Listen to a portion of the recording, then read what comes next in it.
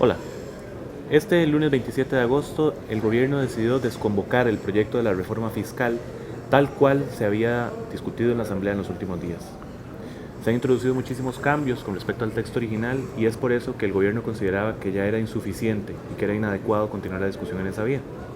Conversamos con Esteban Oviedo, editor de política de La Nación, para entender mejor qué fue lo que ocurrió, por qué el gobierno tomó esta decisión y cuáles opciones tiene ahora. Esteban, ¿por qué se tomó esta decisión de parte del gobierno? ¿Cuáles factores se Sí, sumaron para que no les quedara otra opción, digamos, que hacerlo? es básicamente un tema de dinero, o sea, es cuestión matemática, es cuestión de dinero. Para ponerlo en contexto, el gobierno tiene hoy un déficit que es superior a 6 puntos del Producto Interno Bruto. En términos de dinero, estamos hablando de 2 billones de colones.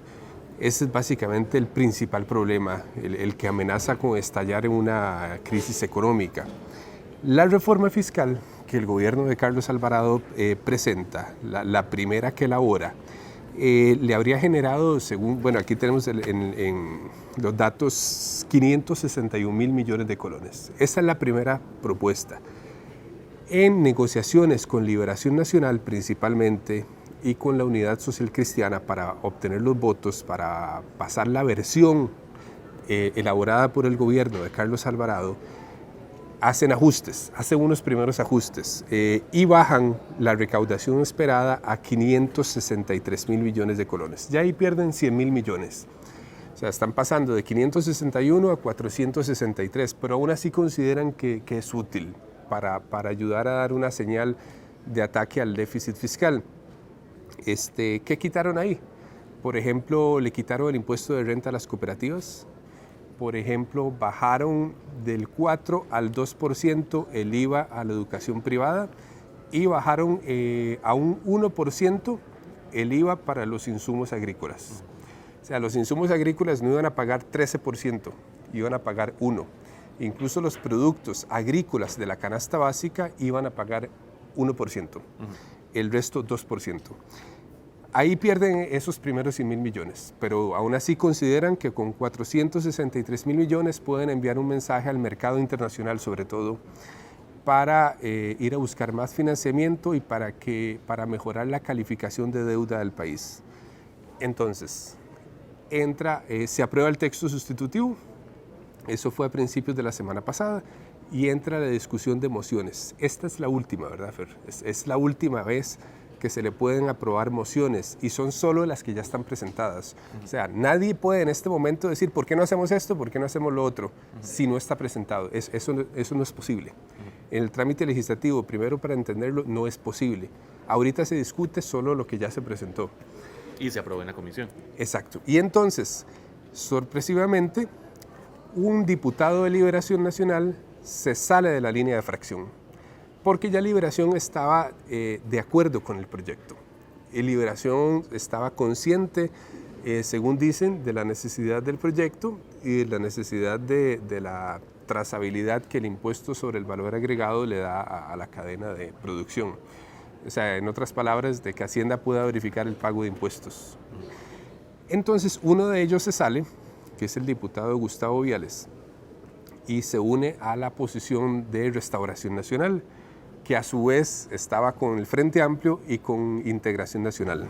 Cuya bandera de lucha es, digamos, 0 para la canasta básica. 0% para la canasta básica.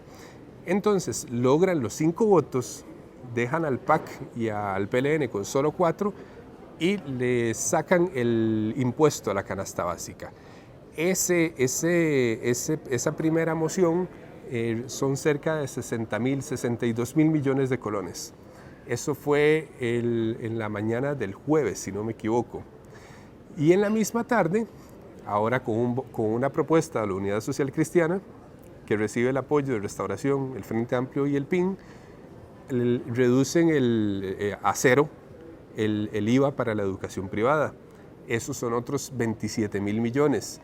Y también aprueban otras exoneraciones, por ejemplo, a la red de cuido y hay otra moción que todavía está muy difusa, no está muy clara, que habla de todo lo que tenga que ver con dispositivos, suministros para atender enfermedades. Es una moción demasiado abierta que el gobierno teme que su fin último sea la exoneración de cualquier producto médico. Sí, lo cual significaría muchísimos menos recursos de los que planeaba recuperar. Exactamente.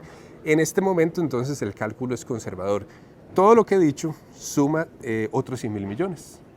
Con lo cual el proyecto en este momento lo que está generando son 365.000 millones anuales. Ya cuando se llegó a ese nivel y el gobierno dice, y además no han terminado la discusión, puede que le saquen más o, peor aún, que quiten medidas de ahorro, este proyecto ya no sirve. O sea, sí, no tendría sentido. Ya es insuficiente, ya yo no puedo ir ante un organismo internacional, no tengo cara para ir a decirle, ya tengo recursos para pagarle la deuda que le voy a pedir.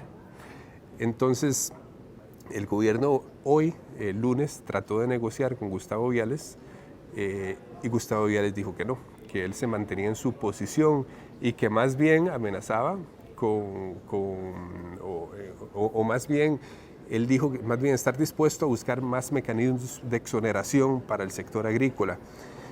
Entonces el gobierno en ese momento, sorpresivamente llegó la ministra de Hacienda al plenario, solicitó la palabra, dio un discurso fuerte en el que les dijo básicamente que este tipo de ceder a presiones y hacer exoneraciones eran cantos de sirena que suenan bonito en el momento, pero que van a tener consecuencias de largo plazo graves en programas asistenciales, en el gasto operativo del gobierno. Y de inmediato, el jefe de fracción del PAC, Víctor Morales Mora, anunció la desconvocatoria del proyecto. ¿Qué significa eso? ¿Cuáles opciones tiene el gobierno ahora para poder reactivar una discusión? Sí, recuerden que el proyecto está en una comisión especial, o sea, está en la Comisión Especial de Reforma Fiscal. Es una comisión que solo se creó para eso. Y estamos en el periodo de sesiones extraordinarias en el que el gobierno maneja la agenda del Congreso. O sea, el gobierno dice, se discute este proyecto, se discute este.